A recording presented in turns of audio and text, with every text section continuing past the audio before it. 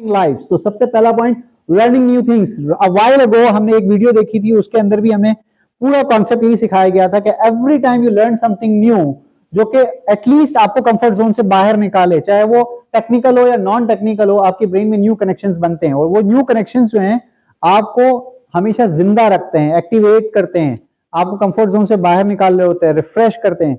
अगर आप mentally refresh रहेंगे तो आपके लिए जो है वो किसी भी चीज को अडॉप्ट करना थोड़ा सा आसान हो जाता है कंपैरेटिवली, कि अगर आप हमेशा से मोनोटोनस रूटीन लाइफ के अंदर रहें और कोई भी चीज नई ना कर रहे हो।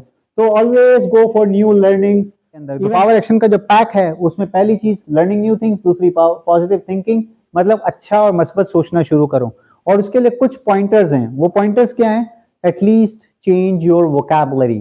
The vocabulary that you are using for yourself, at least अपने बारे में जो आप वोकैबुलरी यूज करते हैं उसको चेंज करना शुरू कर। यार मैं कभी भी टाइम पे नहीं पहुंचता।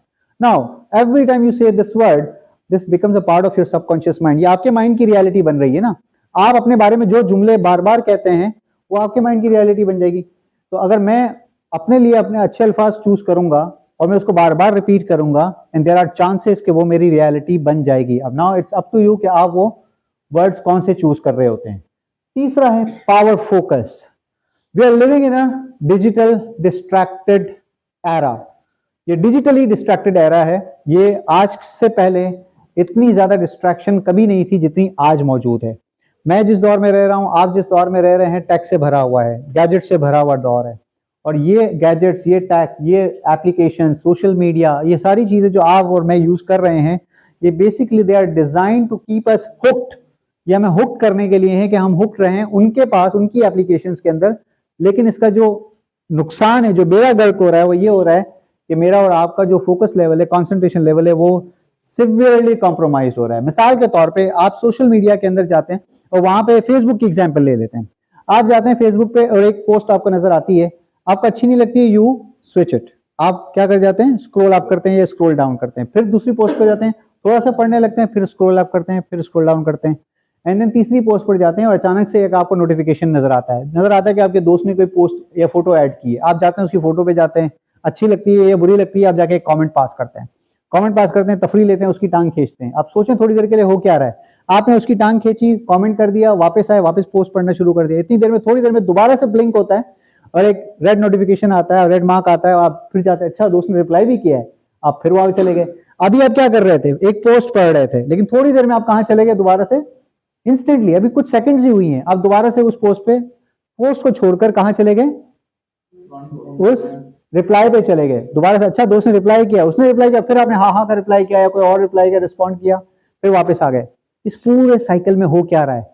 पूरे साइकिल में ये हो रहा है कि आप अपनी जो फोकस लेवल है, जो कंसंट्रेशन लेवल है, उसको लूज कर रहे हैं। क्योंकि फोकस और कंसंट्रेशन की बेसिक डेफिनेशन ये है, it's your ability to keep your awareness, to keep your attention on one particular thing for an extended period of time। अगर आप किसी भी चीज पे अपनी तवज्जो को ज्यादा देर तक रख पाते हैं तो इसका मतलब है आपका कंसंट्रेशन लेवल जो है वो बेहतर हो रहा है। लेकिन अगर आप ऐसा नहीं कर पाते तो कंसंट्रेशन लेवल कॉम्प्रोमाइज हो रहा है। And social media by default, या फेसबुक या इंस्टाग्राम या और एनी अदर सच एप्लीकेशंस, वो डिजाइन ही इस तरह से हुई होती हैं कि आप अपना इंटरेस्ट एक जगह पे रख ही नहीं पा रहे होते। जहां तक कि कोई सीरियस पोस्ट ही क्यों ना चल रही हो, आप सीरियसली पढ़ रहे थे, कोई चीज समझने की कोशिश कर रहे थे और बीच में कोई और नोटिफिकेशन आ गया, आप वहां चले गए। व्हाट्सएप पे कोई मैसेज आ गया, फेसबुक छोड़ा, व्हाट्सएप पे चले गए, व्हाट्सएप पे रिप्लाई किया, वहां से वापस आए, फिर इंस्टा खोल लिया, सामने इंस्टा नजर आ गया, इंस्टा की ऐप को क्लिक कर दिया। So you do it without realising what's going to happen या what's happening actually inside you. आपके अंदर क्या हो रहा है? These are the personality killers, और यही चीज आपके साथ हो रही होती है। सो पावर एक्शंस के अंदर जो थर्ड पॉइंट है वो क्या था? Power focus. So you have to keep track of your focus level. कैसे करेंगे, किस तरह करेंगे, थोड़ी देर में इस पे बात करते हैं कि रियल एक्शन पॉइंट क्या होगा, मैं करूंगा कैसे, इसको अचीव कैसे करूंगा। The fourth one is alpha magic. Alpha is a certain brain frequency level. You all know, शायद अगर नहीं पता तो मैं बता देता हूं कि हमारा ब्रेन यूजुअली जो है वो कुछ फ्रीक्वेंसीज में ऑपरेट कर रहा होता है। एक बेटा फ्रीक्वेंसी लेवल होता है जिसमें मैं और आप हैं, मैं बात कर रहा हूं, आप मेरी बात को सुन रहे हैं, दैट्स बेटा फ्रीक्वेंसी लेवल, जब हम जागे हुए होते हैं। एक फ्रीक्वेंसी लेवल होता है इससे थोड़ा सा नीचे लेयर पे होता है, which is called alpha frequency level. Alpha frequency level की पावर यह है कि इस फ्रीक्वेंसी में अगर आपका ब्रेन ऑपरेट करना शुरू कर जाए और आप आदी बन जाएं इस फ्रीक्वेंसी में ऑपरेट करने के, और अपने ब्रेन को ट्रेन कर लें कि आपका ब्रेन इसी फ्रीक्वेंसी में रहे ज्यादातर, तो इससे बहुत सारे फायदे हो सकते हैं। सबसे पहला फायदा तो ये होगा कि you will start living a peaceful life. Number 1, बहुत पुरसुकून जिंदगी गुजारना शुरू कर देंगे। क्यों? क्योंकि आप स्ट्रेस से बाहर आएंगे, नंबर 1। दूसरा, आपका फोकस लेवल इंप्रूव होना शुरू हो जाएगा, ये अल्फा लेवल का दूसरा फायदा है। तीसरा, आप स्ट्रेस, एंजाइटी और डिप्रेशन से बचना शुरू हो जाएंगे। एटलीस्ट वो अगर वो लेवल है आपका, या स्ट्रेस या एंजाइटी के अलामात हैं, तो वो कम होना शुरू हो जाएंगी और देयर आर चांसेस कि वो खत्म भी हो जाएंगी। चौथा, आप जो है कंसंट्रेशन लेवल, एंजाइटी लेवल, इन सब से बाहर निकलने के बाद देयर आर चांसेस कि आप प्रेजेंट मोमेंट में रहना शुरू करेंगे। ना आपको फ्यूचर की कोई परेशानी सताएगी, ना कोई पास्ट मेमोरी जो है वो आपको तंग करेगी। पास्ट में झगड़े हुए थे, पास्ट में मसले मसाइल हुए थे, वो आपको तंग नहीं कर रहे होंगे। फ्यूचर में क्या होने वाला है, अगर ऐसा हो गया तो, अगर वैसा हो गया तो, अगर टारगेट पूरा ना हुआ तो, अगर कुछ हो गया तो, अगर इसको कुछ हो गया तो ये जो परेशानियां हैं फ्यूचर की, यही जो है वो मेरे प्रेजेंट को खराब कर रही होती हैं। तो you will start living in present moment. आखिरी, सबसे बेहतरीन और सबसे ज्यादा मैं कहूंगा कि इसका अनोखा और पावरफुल फायदा है, वो ये है आपकी डिसीजन मेकिंग पावर इंप्रूव हो जाती है। और डिसीजन मेकिंग पावर क्यों इंप्रूव होती है? क्योंकि आप ऑलरेडी रिलैक्स होना शुरू हो चुके हैं, आप उस पीसफुल एनवायरनमेंट में रहना शुरू हो गए। Internally, mentally you have felt और you have experience this thing inside you कि मैं रिलैक्स्ड हूं, तो डेफिनेटली मेरा जो डिसीजन मेकिंग पावर है, मेरा जो थॉट प्रोसेस है, वो अलाइंड हो जाता है और मैं बेहतर अंदाज में डिसीजन ले सकता हूं। आखिर में फिर इसके एडवांस बेनिफिट्स आते हैं और वो आते हैं क्रिएटिव थिंकिंग के।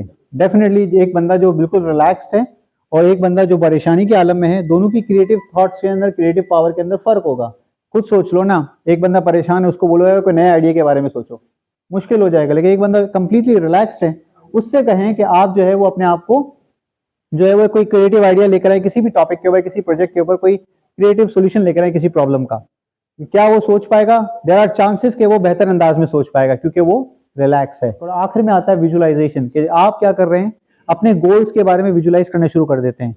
यानी जैसी सिचुएशन आपको चाहिए, जिस एनवायरनमेंट में आप अपने आप को देखना चाहते हैं, उसको विजुअलाइज करना शुरू कर दो। और ये कोई ऐसे ही बात नहीं कर रहा हूं, थोड़ी देर में मैं आपको इसकी डेमोन्स्ट्रेशन भी आपको दिखाऊंगा कि हम जो है वो अगर विजुअलाइज करना शुरू करें तो रिजल्ट्स कैसे चेंज होते हैं। थोड़ी देर पहले आपने एक एक्सरसाइज की थी, उस एक्सरसाइज में भी यही हुआ था कि आपने मेंटली क्या की थी, एक पिक्चर बनाई थी। आपने पहले एक अटेम्प्ट की, उस अटेम्प्ट के अंदर एक सर्टेन लेवल तक आप जो है अपनी बॉडी को टर्न कर पा रहे थे, और उसके बाद जब सेकंड अटेम्प्ट की तो आपकी बॉडी लेवल जो है वो इससे बेहतर अंदाज में टर्न हो रहा था। उसके अंदर जो दूसरा एलिमेंट था थॉट और फीलिंग के अलावा, वो दूसरा एलिमेंट कौन सा था? वो एलिमेंट था विजुअलाइजेशन का।